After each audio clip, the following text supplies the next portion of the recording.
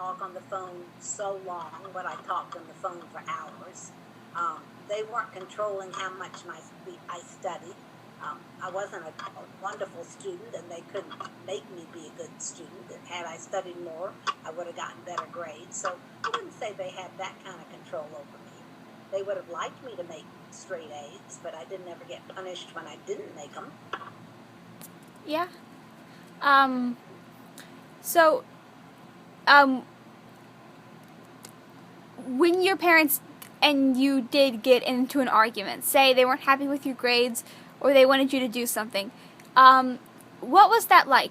Did you try to like argue back or reason with them, and did they accept that? I didn't, as a teenager, I didn't want to have contact with my parents, and they were good parents. And as I got older, I was very embarrassed about the way I acted, but like I wouldn't want to walk with my mother in public. Somebody might see me with her, and I was at the age I was trying to break away from her. The thing I would get in the most trouble about is if I ever got sassy with my mother and my daddy heard about it. He would get furious. And he didn't hit me, but he'd be so mad. He was shaking all over, and I knew not to do that again. My way of dealing with my parents when I didn't like what they were trying to make me do was just not talk to them. And I basically, for about 3 years, talked to them as little as possible, which was an ugly way for me to act, but I think it was, when you read about it in the book about the way teenagers act, it was pretty normal. You know, you're trying to break with authority and be your own self. Yeah.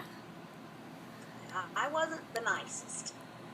But then when I went away to college, I appreciated what wonderful parents I had, because a lot of people didn't have parents as good as mine. In your like, so you said lots of people didn't have parents as good as yours. What kind of parents did they have? I had parents who were very strong in their own ideals.